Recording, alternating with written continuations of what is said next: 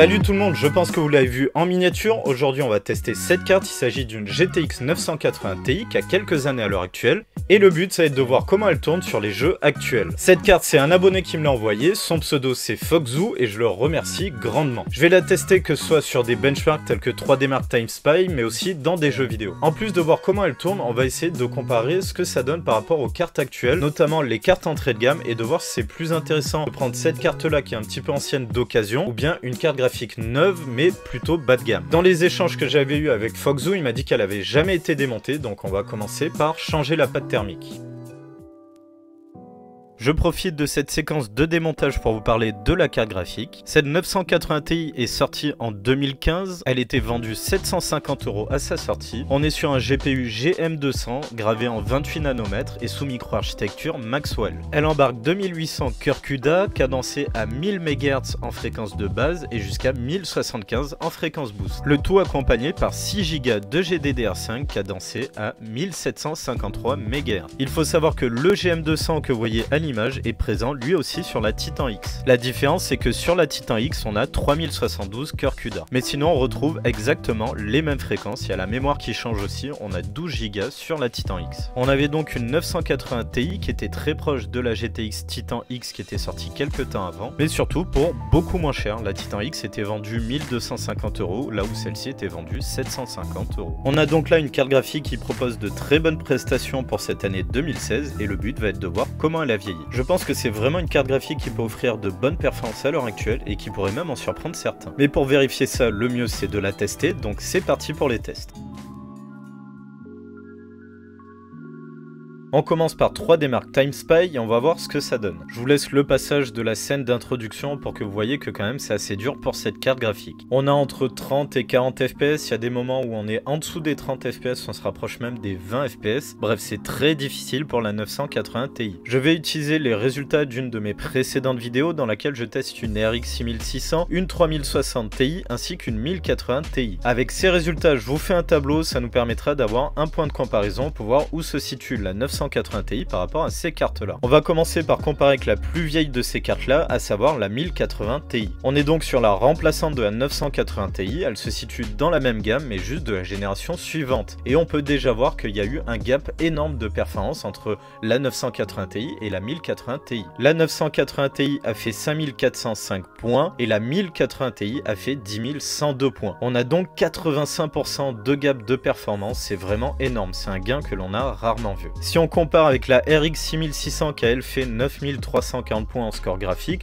on a là un écart de 72% par rapport à la 980 Ti. Et maintenant si on compare avec la 3060 Ti, c'est pas compliqué, on fait plus que doubler les performances, on a à peu près 100-120% de gap de performance. On s'en doutait mais la 980 Ti est quand même loin derrière, malgré tout je trouve que ça reste plutôt honorable. On va maintenant passer au test dans les jeux. Malheureusement je n'ai plus les autres cartes que j'ai mis dans le tableau, donc j'ai testé la 980 Ti seule. Et de toute manière, le but ça va être de voir ce qu'elle vaut sur les jeux actuels. En tout cas, c'est intéressant d'avoir un point de comparaison avec ces cartes-là, ça nous permettra de se donner une idée des performances par rapport au prix de ces cartes. Mais on verra sûrement ça dans la conclusion.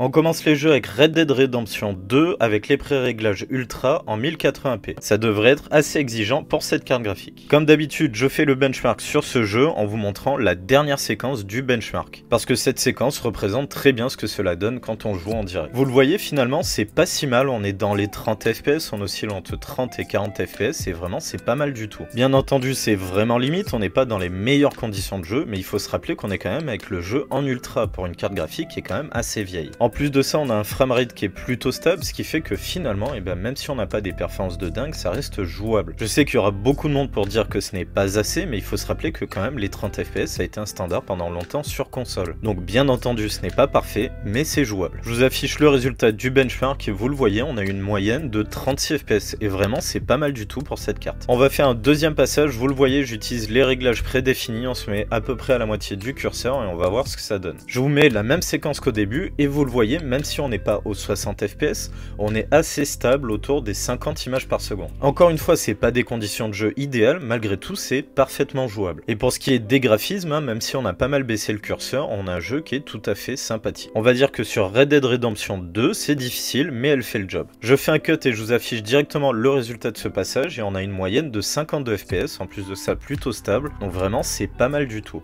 On passe maintenant sur Cyberpunk, vous le voyez on est toujours en 1080p, en même temps on peut pas demander plus à cette carte là. J'ai fait des réglages personnalisés en me basant sur les pré-réglages ultra. Ce que j'ai modifié c'est simplement le FSR parce que par défaut il me le met activé. Donc ça signifierait que cette carte là est compatible pour le FSR et c'est plutôt une bonne nouvelle. Même si je pense que vous le savez, je le précise quand même, bien entendu, pas de ray tracing avec cette carte. On est donc sur des réglages qui vont être très exigeants pour cette carte graphique, on se fait le benchmark, on voit ça en direct. Sur Cyberpunk je pense qu'on va vraiment voir ce qu'elle a dans le ventre. Vous le voyez, dès le début on attaque autour des 30 fps, visiblement on a l'air d'être plutôt stable et ça c'est une très bonne nouvelle. Alors pour le coup vraiment ça me surprend hein, quand on reste autour des 30 fps de manière aussi stable en plus de ça. Je tiens à rappeler que cette carte à l'heure actuelle elle a 7 ans. Vraiment c'est une bonne nouvelle que cette carte graphique ait 6 Go parce que là vous le voyez on utilise les 5 Go, mais pourquoi je dis ça? Parce que à sa sortie c'était vraiment énorme. Bon visiblement on est vraiment stable autour des 30 fps, je vous affiche maintenant les résultats du benchmark. 33,90 fps de moyenne, et ben c'est vraiment pas mal du tout. Cyberpunk en ultra, 30 fps de manière stable, ce n'est pas parfait, je le répète, mais c'est quand même jouable. Comme pour Red Dead Redemption, j'ai fait un deuxième passage avec des réglages en moyen. On est donc toujours en 1080p, comme je l'ai dit, on est avec les pré-réglages en moyen, là vous voyez personnalisé parce que j'ai retiré le FSR. Allez c'est parti, dans la scène du bar pour le moment, on voit pas une énorme différence, on a un framerate qui est un petit peu mieux,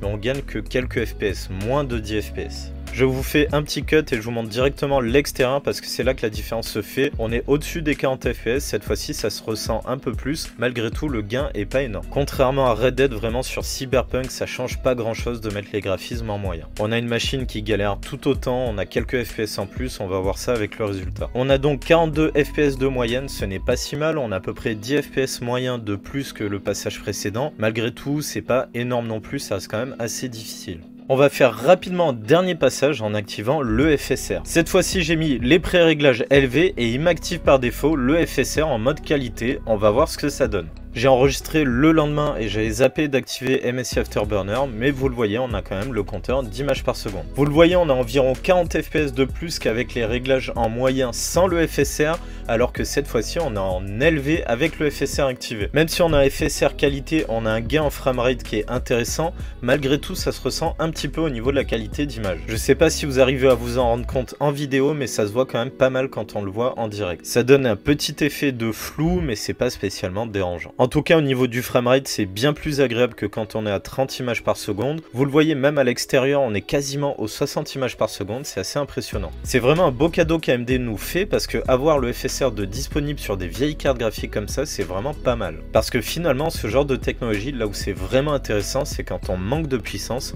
et là ça prend tout son sens. Allez je vous affiche les résultats et vous voyez qu'on a une bien meilleure moyenne. 52 fps de moyenne avec les pré-réglages en élevé, c'est vraiment pas mal pour cette 980 Ti. Par contre attention, on est beaucoup moins stable que sur Red Dead Redemption, notamment dans le bar on l'a vu, on est plutôt dans les 40 fps. Malgré tout c'est bien plus jouable que sans le FSR et on a quand même une très bonne qualité de rendu. On peut donc jouer à Cyberpunk avec cette 980 Ti et c'est vraiment pas mal. On passe maintenant au dernier jeu avec Battlefield 2042. Cette fois-ci j'ai directement mis les réglages en moyen, on va essayer de viser directement les 60 images par seconde. Toujours en 1080p, ray tracing désactivé bien entendu et il n'y a pas de FSR sur ce jeu. Comme Red Dead Redemption 2 ou Cyberpunk, ce jeu va être assez exigeant pour cette carte graphique. Sur ces trois jeux qui sont assez gourmands, je pense vraiment qu'on pourra se faire une bonne idée des performances de cette carte. En tout cas je pense que vous le voyez à l'image, je me suis pas embêté, hein. J'ai lancé une partie avec les bots et bah le jeu tourne plutôt bien. Avec les graphismes en moyen, on a des graphismes qui sont très agréables et en plus de ça on a un framerate qui est plutôt pas mal. On est autour des 60 fps, par moment on a des petites baisses de framerate mais c'est parfaitement jouable. C'est plutôt une bonne surprise, honnêtement je m'attendais pas à ce que ça tourne aussi bien même si on a avec des graphismes en moyen. Malgré tout je pense que vous le voyez à l'image, par moment il y a des baisses de framerate, on tombe en dessous des 50 images par seconde, mais j'ai testé pendant à peu près une demi-heure avec ces réglages là, ça arrive pas très souvent et ça reste parfaitement jouable. J'ai ensuite lancé une deuxième partie avec les pré-réglages en élevé, vous le voyez, ça tourne plutôt bien, mais j'ai pas pu tester plus que ça. J'ai pas pu faire plus parce que je me fais kick de ma propre partie en solo. Bravo Electronic Arts, ça c'est inédit. Je suppose que c'est à cause de MSI Afterburner, mais pourtant, quand j'ai enregistré les autres séquences, j'ai pas eu de problème, donc je l'explique pas. J'ai essayé après de relancer des parties, mais j'ai même pas le temps d'arriver dans le jeu que je me fais déjà kicker alors que je suis en mode solo. C'est complètement stupide et j'ai jamais vu ça. Bref, c'est vraiment pénible, je comprends pas pourquoi ça fait ça, j'aurais bien aimé voir plus parce que ça a l'air de bien tourner. Mais bon, j'ai pas envie de me prendre plus la tête que ça avec ce jeu, on va dire merci à Electronic Arts et on passe à la conclusion.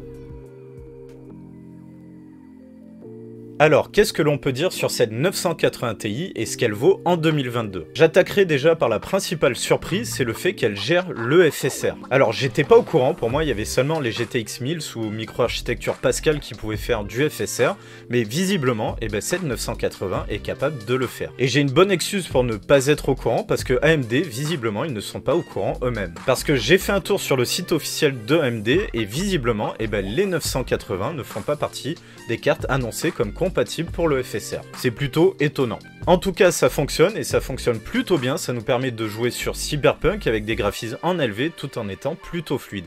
Et ça, c'est quand même super. Donc vraiment, c'est la bonne nouvelle de ce test et je pense que pas grand monde savait que ça tournait sur les 980 Ti. Pour les performances en général, vous l'avez vu, c'est pas les meilleures conditions de jeu, mais malgré tout, cette carte graphique est capable de faire tourner tous les jeux actuels. Red Dead Redemption, ça tourne plutôt bien. On a quelques difficultés, mais dès qu'on baisse un petit peu les graphismes, on retrouve un framerate qui est plutôt acceptable. Sur Battlefield, ça tourne pas mal aussi, on a quelques baisses de framerate comme on l'a vu pendant le test, mais malgré tout, on est autour des 60 FPS en général. J'aurais bien aimé tester un petit peu plus avec les graphismes en élevé, vous l'avez vu, ça avait l'air de plutôt bien tourner, malheureusement, le jeu avait pas envie. On va dire qu'avec ces trois jeux qui sont plutôt gourmands pour la période actuelle, on a une carte graphique qui tient la route. Je considère donc que la 980 Ti est plutôt une bonne alternative pour une carte d'occasion. On a des performances qui sont plutôt limites, on le voit sur 3D Mark, on est quand même bien en retrait au niveau des performances par rapport aux cartes graphiques actuelles. Même si sur certains jeux on n'est pas sur des conditions de jeu idéales, ça tourne et c'est jouable. J'ai fait un tour sur le marché d'occasion pour voir à combien elle se vendait et elle se vend entre 100 et 200 euros. Et à ce prix-là, c'est plutôt une bonne alternative parce que dans les cartes neuves, finalement, celle qui se rapproche le plus près de ce prix-là, c'est la GeForce 1650 et c'est une carte graphique quand même qui est entrée de gamme et qui galère pas mal. Malgré tout, il s'agit de cartes neuves et l'écart de performance n'est pas énorme. Malheureusement, j'en ai pas sous la main pour pouvoir faire un versus entre la 980 Ti et la 1650, mais il y a pas mal de vidéos sur YouTube qui le font déjà et vous verrez que l'écart est plutôt serré, mais il y a quand même un avantage pour la 980 Ti. Quand on sait que la 1650 se vend dans les 200 euros neuve, est-ce qu'il faut mieux acheter une carte d'occasion qui sera moins chère mais légèrement plus performante, ou est-ce qu'il faut payer plus cher une carte neuve mais qui sera un petit peu moins performante? Ça, c'est un choix que je peux pas faire à votre place. En tout cas, je trouve personnellement que la 980 Ti est quand même intéressant. Je dirais que personnellement, je suis quand même pas mal étonné par cette carte. Elle a quelques années maintenant, elle a 6 ans, 6-7 ans à l'heure actuelle, et pourtant elle offre des performances qui la rendent toujours utilisable sur des jeux récents. Et ça, c'est plutôt un tour de force. Je pense que ce qui l'a pas mal aidé à bien vieillir, c'est le fait qu'elle embarque 6 Go de mémoire vidéo. Il faut savoir que la 780 Ti que cette carte vient remplacer n'avait que 3 Go de mémoire. Et déjà à l'époque, je trouvais que c'était trop juste. Sur cette génération-là, Nvidia a vraiment fait un gros effort en doublant la mémoire, et on voit que 6 Go sur cette carte-là, ça lui permet d'être toujours concurrentiel sur des jeux actuels. Donc je dirais que même en 2022, la 980 Ti est toujours intéressant. Pour les petits budgets, pour un PC qui est plutôt entrée de gamme, il faudra quand même prévoir une alimentation qui est bien dimensionnée, étant donné qu'elle consomme quand même plus que les cartes entrée de gamme actuelles. Et je conclurai en disant que tout simplement, cette carte est toujours dans le coup. On arrive à la fin de la vidéo, mais restez un petit peu, j'ai quelques trucs à vous dire. Déjà, je voulais vous remercier, on vient de passer les 3000 abonnés et ça me fait vraiment plaisir, surtout qu'on arrive maintenant au 1 an de la chaîne Hardware Archive. Et vraiment, je suis très content que pour les 1 an, on passe le palier des 3000 abonnés, vraiment c'est top et c'est grâce à vous. En plus de ça, je suis vraiment fier que ça marche aussi bien parce que je m'attendais pas à intéresser les gens en parlant de vieux composants, du moins je m'attendais pas à vous intéresser autant que ça. Et je remercie au passage Jigfio qui m'a beaucoup aidé à atteindre les 3000 abonnés, d'ailleurs il m'a donné beaucoup de visibilité et je l'en remercie grandement. D'ailleurs, pour les 1 an de la chaîne, je vais sûrement faire une petite vidéo FAQ, donc n'hésitez pas à me poser des questions dans les commentaires et j'y répondrai en vidéo. Dans cette vidéo là, je ferai aussi un petit bilan des 1 an de la chaîne pour voir un petit peu comment ça a évolué. Je ferai sûrement quelques annonces concernant des projets que j'ai actuellement. Allez, cette fois-ci on arrive vraiment à la fin de la vidéo, donc n'hésitez pas à mettre le pouce en l'air ou à vous abonner si vous ne l'avez pas déjà fait. Vous trouverez aussi dans la description un lien Linktree qui vous emmènera vers les réseaux sociaux, mais aussi le le Discord. Vous y trouverez aussi un lien pour voir mes articles que j'écris pour le site Hardware Cooking. Bref, il y a pas mal de choses, donc n'hésitez pas à y faire un tour. Allez, on arrive à la fin, prenez soin de vous et on se retrouve dans la prochaine vidéo.